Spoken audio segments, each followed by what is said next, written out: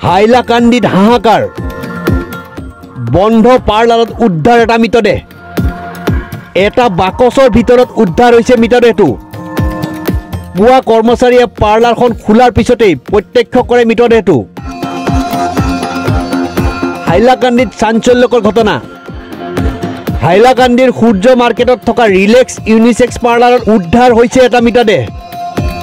পাৰ্লাৰৰ ভিতৰত থকা এটা বাকচৰ ভিতৰত উদ্ধাৰ হৈছে মৃতদেহটো উদ্ধাৰ হোৱা মৃতদেহটো পাৰ্লাৰৰ গৰাকী উত্তম শিলৰ বুলি চিনাক্ত কৰা হৈছে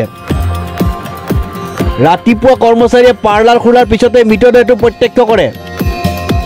ঘটনাস্থলীত হাইলাকান্দিৰ চক্ৰ বিষয়াৰ লগতে আৰক্ষী উপস্থিত হৈ মৃতদেহটো উদ্ধাৰ কৰি তদন্ত আৰম্ভ কৰিছে